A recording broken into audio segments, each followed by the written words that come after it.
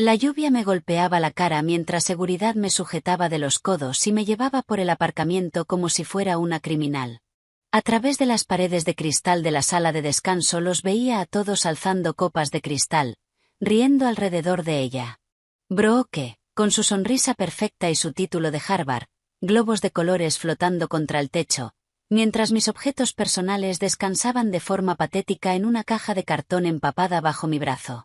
Crucé la mirada con Elton, mi jefe durante 3 años, cuando alzó su copa aún más alto en un brindis teatral. Sus labios formaron palabras que pude leer incluso a través del cristal manchado y la lluvia cayendo a cántaros. Ella arreglará tu desastre. 3 años, 1095 días, de falta de sueño, comidas saltadas y resolver ecuaciones imposibles de flujo de tráfico mientras eliminaban poco a poco a todo mi equipo de apoyo. 3 años creando algo revolucionario que transformaría para siempre la movilidad urbana. Estamos explorando metodologías alternativas, había anunciado Elton 30 minutos antes, deslizando una caja vacía sobre su escritorio de cristal. Alguien con, digamos, enfoques más convencionales. No supliqué, no grité, solo asentí de forma mecánica mientras algo vital dentro de mí se arrugaba como papel de aluminio. 3 años de mi vida, de mi brillantez, de mi sangre y sudor reales, despachados con cortesías corporativas y frases en voz pasiva. El guardia de seguridad, Dennis, que antes me sonreía cada mañana, ahora evitaba mi mirada mientras me veía lanzar la caja empapada al asiento del copiloto de mi utilitario de 10 años. Protocolo, murmuró casi disculpándose. Me senté en el coche, observando cómo la celebración continuaba tras los cristales borrosos por la lluvia. Llevaban meses preparando a Brooke, la estrella emergente con credenciales impresionantes que cuestionaba mis métodos en cada reunión. ¿No sería un marco tradicional más sostenible?, preguntaba, sin haber afrontado jamás el caos real de una red de tráfico bajo presión. Giré la llave y mi coche arrancó a trompicones. Enfoques convencionales, marcos tradicionales. Eran códigos para no entendemos tu genio, así que te sustituimos por algo más familiar. La autopista se extendía ante mí mientras los limpiaparabrisas luchaban una batalla perdida contra el aguacero.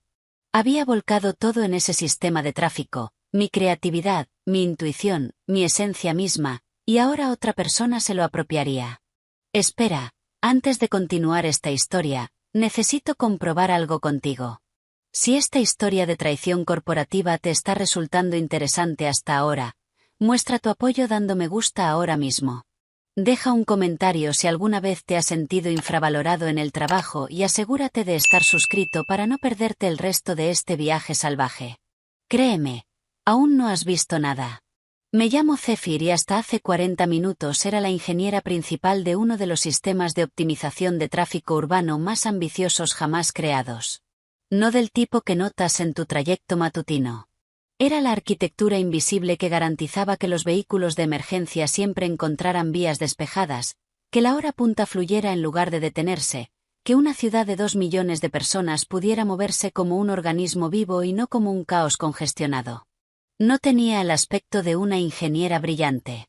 A los 32, con el pelo castaño rojizo indomable y una clara preferencia por la comodidad frente a la moda corporativa, era fácil subestimarme. Mis colegas aprendieron rápido que mi mente funcionaba de otra manera, viendo patrones donde otros veían caos, sintiendo el ritmo del tráfico como otros escucharían música. El apartamento estaba oscuro cuando llegué a casa. Sin mascotas, sin plantas, sin pareja esperando, solo el eco hueco de mis zapatos mojados sobre el suelo de madera. Lo había dado todo por ese trabajo, por ese sistema, por resolver problemas que nadie más podía resolver. Mi vida social se había marchitado como plantas olvidadas. Mis aplicaciones de citas acumulaban polvo digital. Mi familia había dejado de esperarme en reuniones. No debía terminar así. 6 meses antes todo era distinto. Mi proyecto, mi hermoso, complejo y revolucionario proyecto, había recibido reseñas preliminares entusiastas.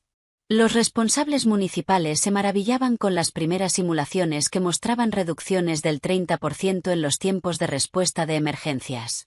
Esto podría salvar vidas, había dicho la alcaldesa, con los ojos abiertos por la auténtica admiración. ¿Cómo lo hiciste? No podía explicarlo del todo. El sistema funcionaba porque había pasado 3 años aprendiendo patrones invisibles, ajustando variaciones meteorológicas, psicología de multitudes y anomalías de datos históricos. Codifiqué mi intuición en el sistema, realizando miles de microajustes diarios que ningún manual podría recoger. Entonces Elton contrató a Brooke.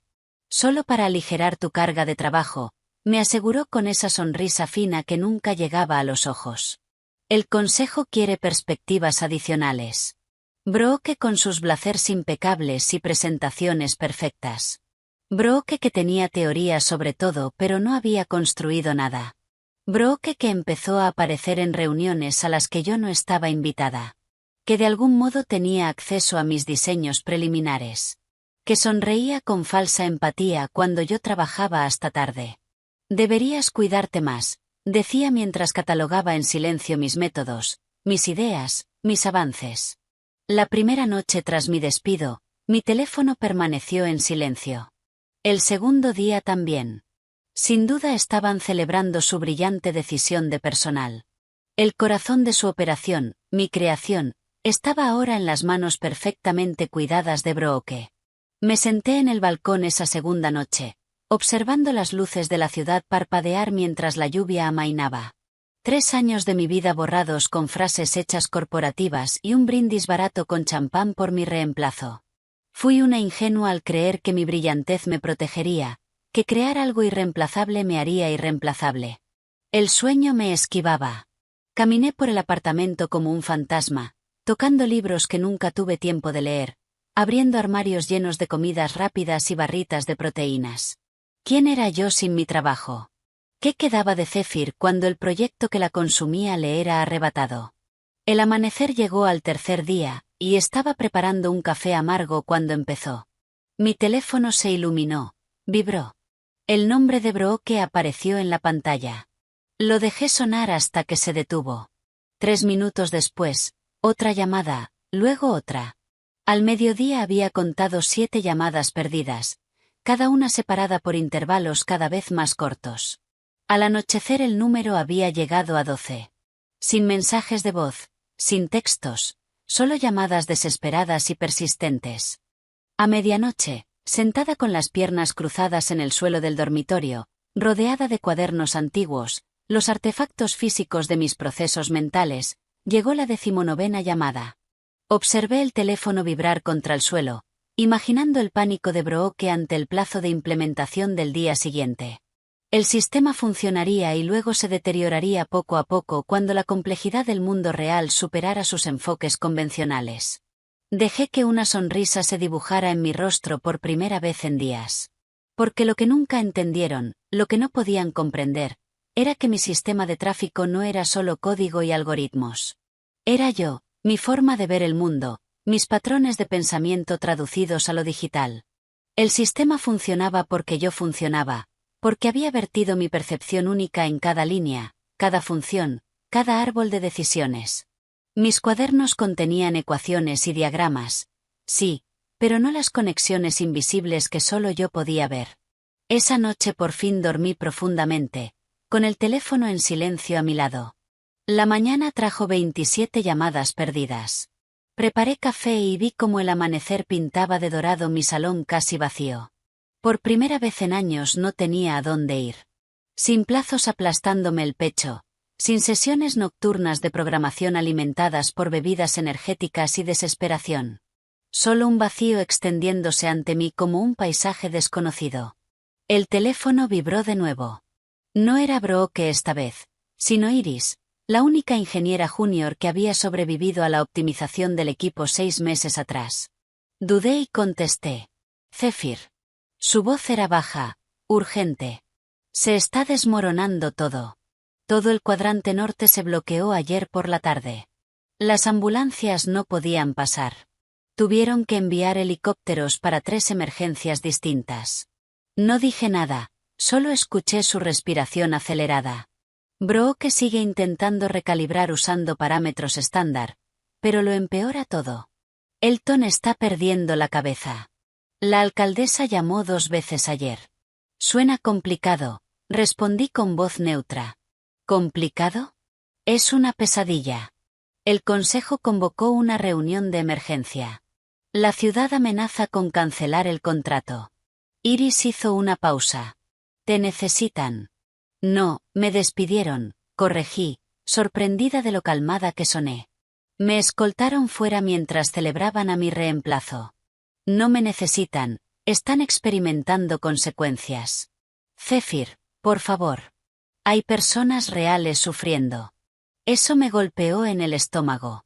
Personas reales, no solo Elton con su sonrisa engreída, no solo Brooke con su puesto robado. Ciudadanos normales intentando vivir sus vidas. Cerré los ojos. Tengo que colgar, Iris. Espera.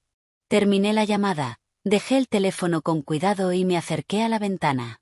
La ciudad se extendía debajo de mí, mi ciudad, con su ritmo y flujo únicos, su compleja red de movimiento humano que había pasado años aprendiendo a comprender. La gente sufría por la arrogancia corporativa. El timbre sonó una hora después. Supe quién sería antes de abrir. Elton estaba allí, con su apariencia normalmente impecable hecha un desastre. Su pelo plateado sobresalía de forma extraña por un lado, la corbata floja, profundas ojeras bajo los ojos. Cefi, dijo, intentando una sonrisa zalamera que no encajaba con su mirada desesperada. ¿Puedo pasar? No me moví del marco. ¿Para qué? Necesitamos hablar profesionalmente. Ya no trabajo para ti. Recuerda la escolta de seguridad, el brindis con champán por mi reemplazo. Se estremeció. Fue un momento desafortunado. ¿Lo fue, o fue exactamente lo que pretendías para humillarme al salir? Mira, estamos afrontando algunos desafíos técnicos con la implementación. Brooke es brillante, pero se está encontrando con variables inesperadas en tu arquitectura. Me apoyé en el marco. Mi desastre, ¿quieres decir? ¿No es así como lo llamaste al alzar tu copa? Su fachada se resquebrajó un poco. Nunca dije que supiera leer los labios, Elton, una habilidad que desarrollé en todas esas reuniones en las que hablabas por encima de mí. Se irguió, cambiando de estrategia. La ciudad está sufriendo una disrupción severa. Los servicios de emergencia están comprometidos. Esto es más grande que desacuerdos profesionales. Cierto, asentí. Suena a una excelente oportunidad para que Brooke demuestre esos enfoques convencionales que tanto te entusiasmaron. Cefi, por favor. Estamos dispuestos a ofrecerte un contrato de consultoría, el triple de tu salario anterior, solo ayúdanos a estabilizar el sistema. Observé al hombre que había despachado 3 años de mi vida como un desastre, que me vio escoltar fuera como a una criminal y brindó por mi reemplazo antes de que mi escritorio estuviera frío. No. Así de simple, igual que me despediste. Su rostro se endureció. Esto no va de tu orgullo herido. Hay vidas en juego. Siempre las hubo. Por eso trabajé 60 horas semanales perfeccionando ese sistema mientras recortabas mi equipo para mejorar cifras trimestrales. Por eso me perdí la boda de mi hermana optimizando rutas de emergencia. Por eso sacrifiqué festivos, vacaciones y sueño. Mi voz se mantuvo firme. Nunca te importaron las vidas cuando era yo quien lo sacrificaba todo por ellas. Iré al consejo, amenazó. Haré que no vuelvas a trabajar en este sector. Sonreí. Adelante. Explícales exactamente lo mal que gestionaste esta transición. Explica por qué despediste a la única persona que entendía el sistema sin asegurar la transferencia de conocimiento. Seguro que quedarán impresionados con tu liderazgo. El color desapareció de su rostro. ¿Qué quieres? Que te vayas de mi apartamento. Tras irse Elton, apagué el teléfono y me di una larga ducha caliente. El agua caía sobre mí mientras procesaba lo que Iris había dicho. Personas reales sufriendo. Esa verdad pesaba. Lo que Elton y Brooke merecieran, la ciudad no. Pasé la tarde caminando por el centro, observando de primera mano lo que le había pasado a mi sistema. Semáforos cambiando sin sentido, vehículos acumulándose en cruces, bocinas sonando sin parar en una sinfonía de frustración.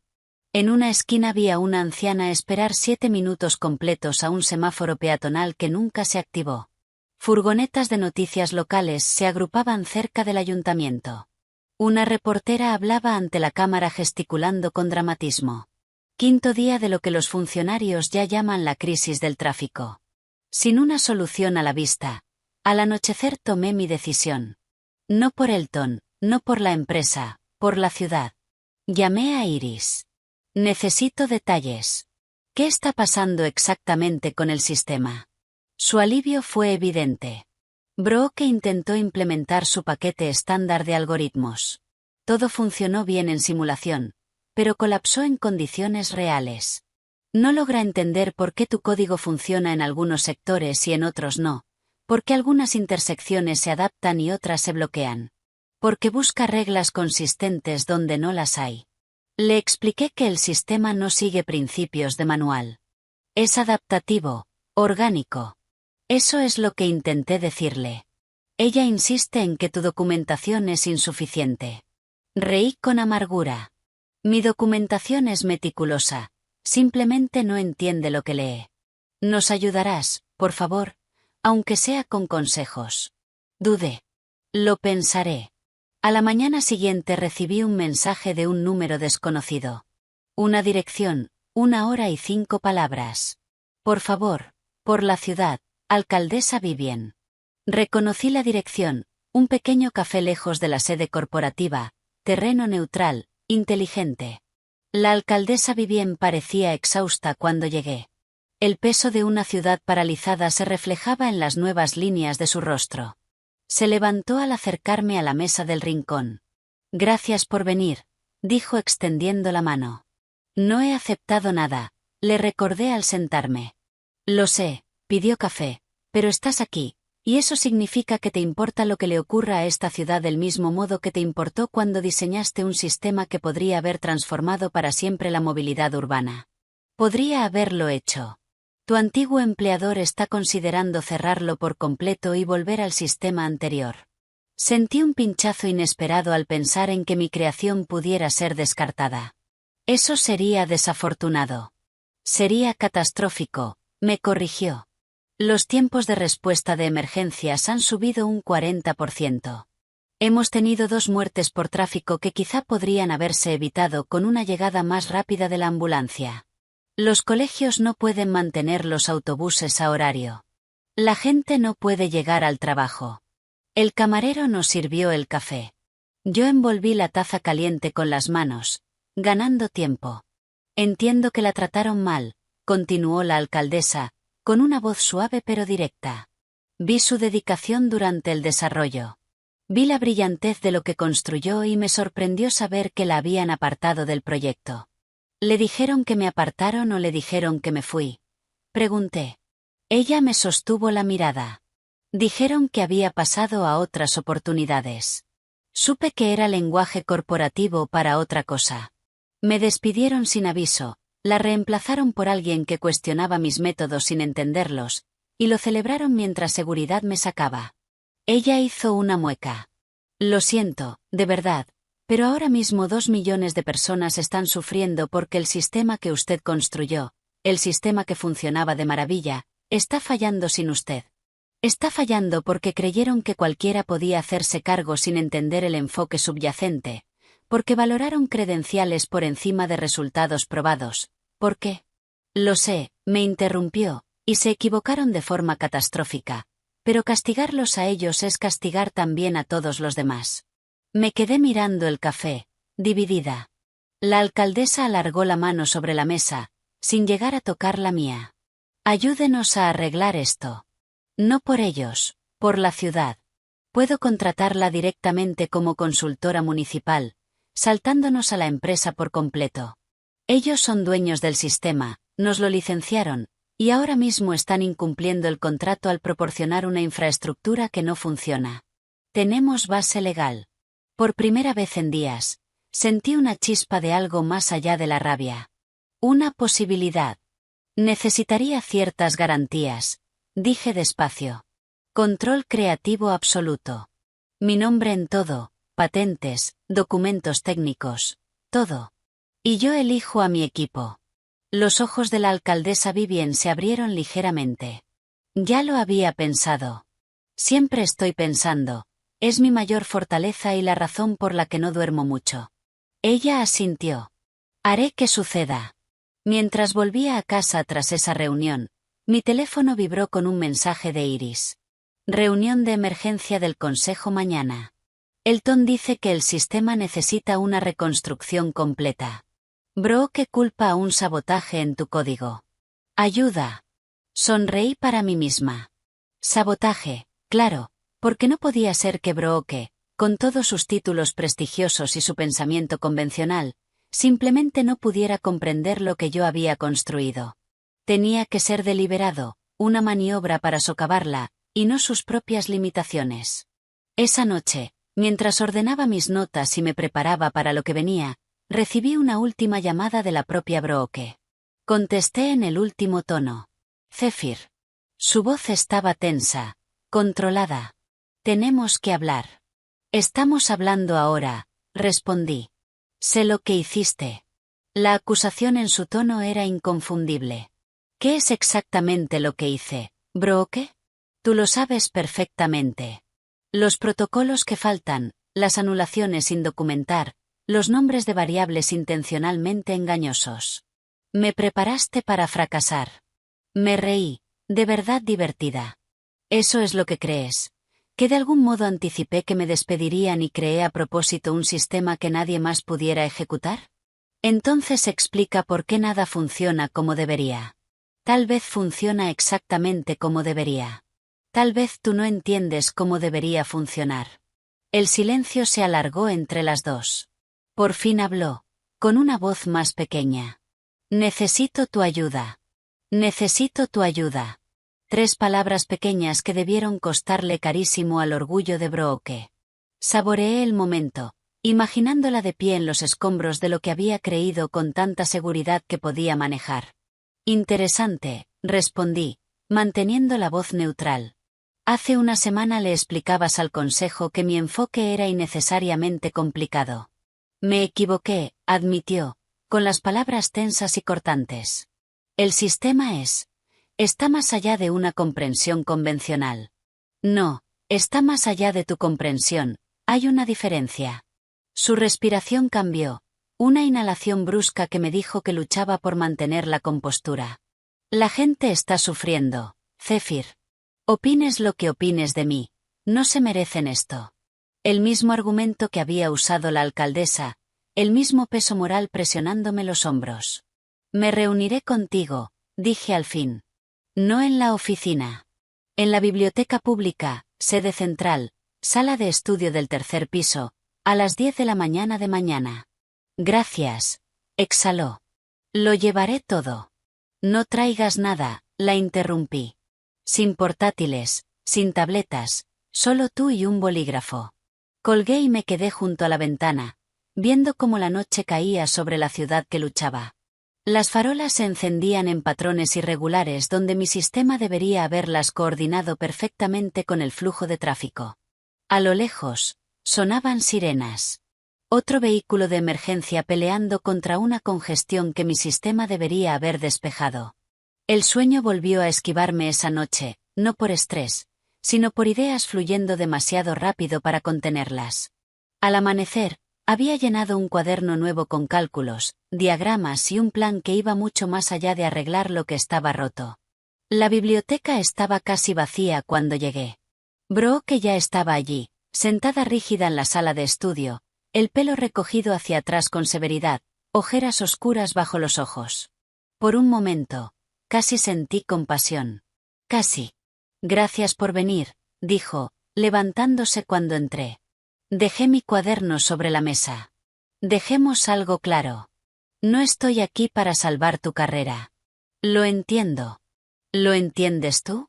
Me quitaste el trabajo. Lo celebraste mientras seguridad me sacaba. Le dijiste a todo el mundo que podías arreglar mi desastre. Tuvo la decencia de apartar la mirada. No sabía que te iban a echar ese día. Pero si sabías que me iban a echar. Su silencio fue confirmación suficiente. Dime qué está pasando con el sistema, dije abriendo el cuaderno. Durante la hora siguiente, Brooke detalló los fallos en cascada. Cuanto más hablaba, más evidente quedaba que había intentado imponer soluciones de manual sobre mi arquitectura orgánica, como intentar controlar un ecosistema vivo con reglas mecánicas. No es racional, concluyó, con la frustración a flor de piel.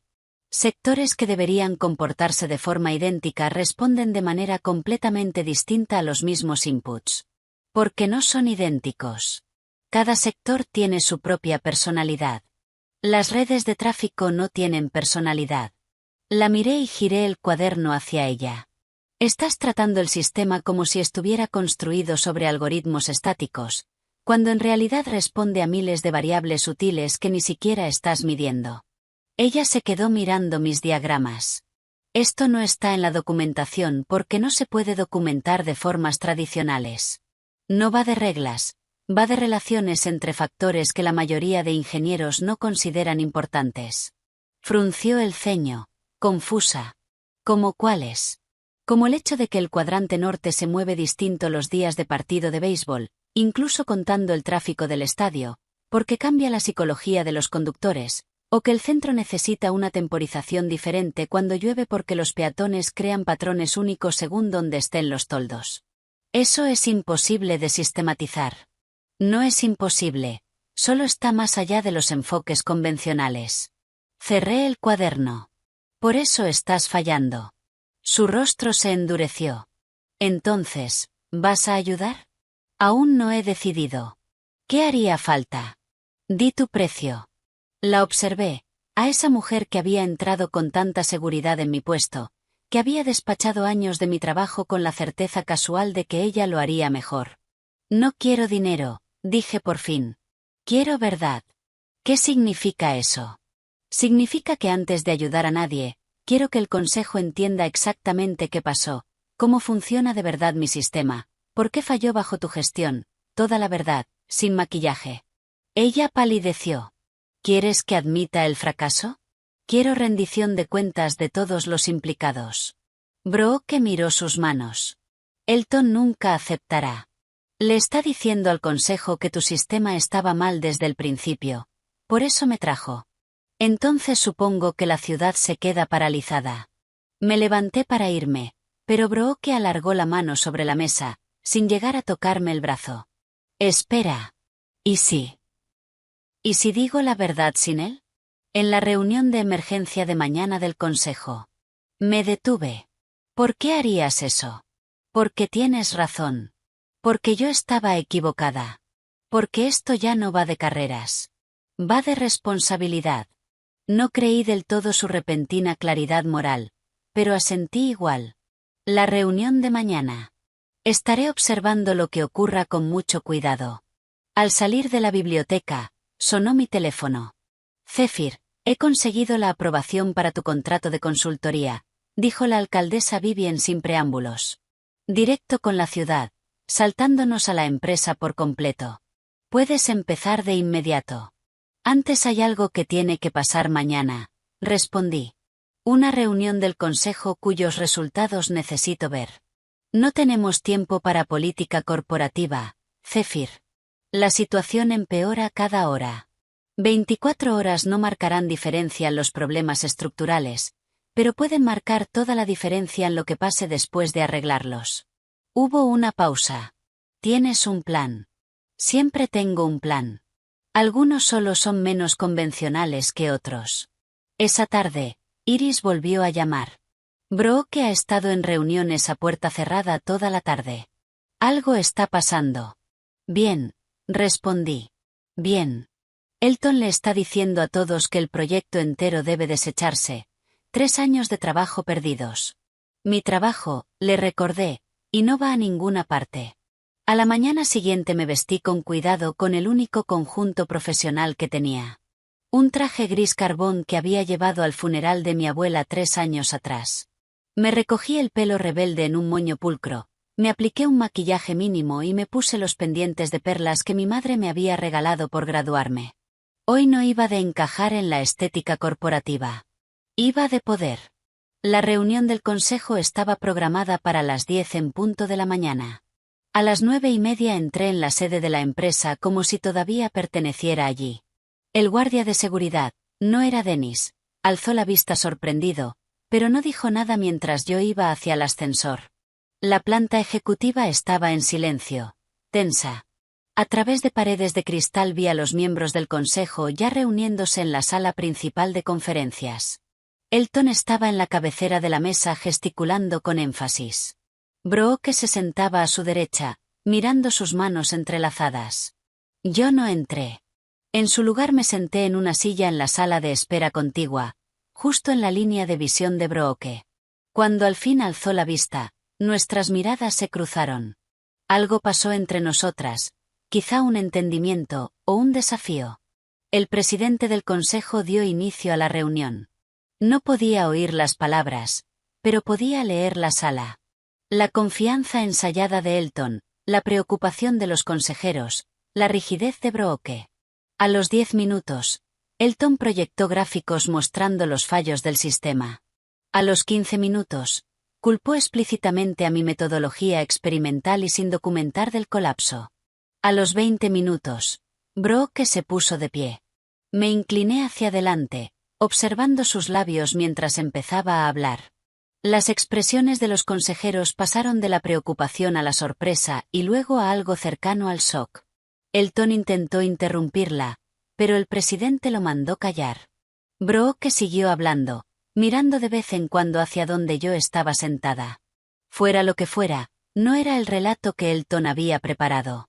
Exactamente a las 10:37, la puerta de la sala se abrió.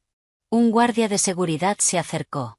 Señorita Zephyr, el consejo solicita su presencia. Asentí, me levanté, alisé la chaqueta y lo seguí hasta la boca del lobo. El silencio cayó cuando entré. Todas las cabezas se giraron hacia mí, algunas curiosas, otras hostiles, otras ilegibles. Gracias por acompañarnos, dijo el presidente con un tono cuidadosamente neutral. La señorita Brooke ha estado compartiendo información reveladora sobre el diseño de su sistema de tráfico. Asentí, sin decir nada. Ella sugiere que los fallos actuales de implementación no se deben a defectos en su diseño original, sino a la mala aplicación de algoritmos convencionales a su... ¿Cómo lo llamó usted? Arquitectura adaptativa, respondió Brooke, sin sostener la mirada de Elton. Sí, continuó el presidente. Además sugiere que solo usted entiende por completo cómo operar el sistema correctamente y que su despido fue precipitado. Me volví hacia Elton, cuyo rostro se había puesto de un rojo poco sano. Precipitado, repetí. Una elección interesante de palabras para despedir a la única persona que entendía el sistema multimillonario que usted se comprometió a entregar a la ciudad. A ver, Zephyr, empezó Elton, pero el presidente alzó la mano. Señorita Zephyr, la situación es crítica. La ciudad amenaza con acciones legales por incumplimiento de contrato. Nuestra reputación está sufriendo un daño incalculable. Necesitamos soluciones, no reproches. Estoy completamente de acuerdo, respondí con calma. Por eso he aceptado un puesto como consultora directa de la oficina de la alcaldesa, con efecto inmediato. La sala estalló en murmullos confusos. El presidente golpeó un pequeño mazo para pedir orden. ¿Usted qué? Elton balbuceó. La ciudad ha ejercido su derecho contractual de contratar experiencia independiente cuando el contratista principal no logra entregar una infraestructura funcional, expliqué. Como ustedes licenciaron mi sistema, pero ya no pueden hacerlo funcionar, me han contratado a mí para arreglarlo. Eso no puede. Elton tartamudeó. En realidad, si puede, interrumpió una voz nueva. La alcaldesa Vivien estaba en la puerta, flanqueada por su asesoría legal. Desde las 9 de la mañana, la ciudad ha notificado formalmente a su empresa un incumplimiento material. Estamos ejerciendo nuestro derecho de contratar a la señorita Zephyr directamente. La expresión del presidente se ensombreció. Esto es altamente irregular. Igual de irregular fue despedir a la creadora de un sistema propietario sin asegurar la transferencia de conocimiento, respondió la alcaldesa con suavidad. Pero aquí estamos. Mi sistema estará plenamente operativo en 72 horas, añadí, bajo mi gestión directa, con mi propio equipo. ¿Tu equipo? Se rió Elton con aspereza. Tú no tienes equipo. Lo tendré, repliqué. Empezando por Iris, a quien me llevo de aquí, con efecto hoy, junto a cualquier otro ingeniero que entienda el valor del pensamiento adaptativo por encima de los enfoques convencionales. La venganza que había planeado, el momento que había imaginado desde que me sacaron pasando junto a ese brindis de champán, no fue lo que ocurrió después. No fue ver a Elton balbucear sin poder hacer nada, ni ver al consejo darse cuenta de su error catastrófico. Ni siquiera fue la entrada perfectamente calculada de la alcaldesa. La verdadera venganza llegó 48 horas después, cuando mi sistema restaurado, en silencio y con elegancia, volvió a funcionar en toda la ciudad. Cuando los tiempos de respuesta de emergencias bajaron de nuevo a mínimos históricos. Cuando el tráfico fluyó como agua encontrando su curso natural. Cuando la alcaldesa dio una rueda de prensa anunciando el enfoque arquitectónico innovador, impulsado por la consultora municipal Zephyr, que se convertiría en un modelo para ciudades de todo el mundo. El momento más dulce no fueron las ofertas de trabajo que inundaron mi bandeja de entrada de empresas que de pronto reconocían mi genio.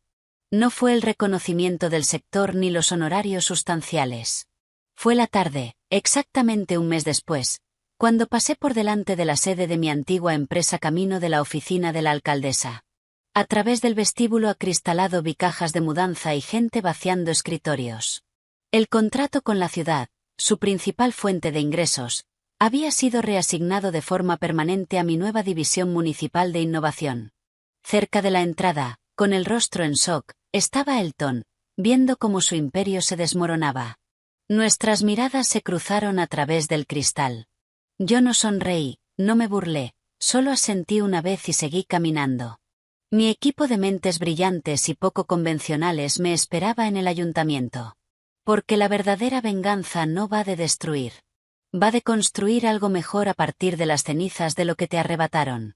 Si has llegado conmigo hasta el final de este viaje, sabes lo que se siente al ser subestimado, descartado y luego reivindicado. Deja un comentario compartiendo tu propia historia de redención profesional. Dale me gusta a este vídeo si crees en el poder del pensamiento no convencional y suscríbete para escuchar más historias de triunfo sobre la toxicidad corporativa. Porque a veces la mejor venganza no es solo el éxito, es cambiar por completo el juego.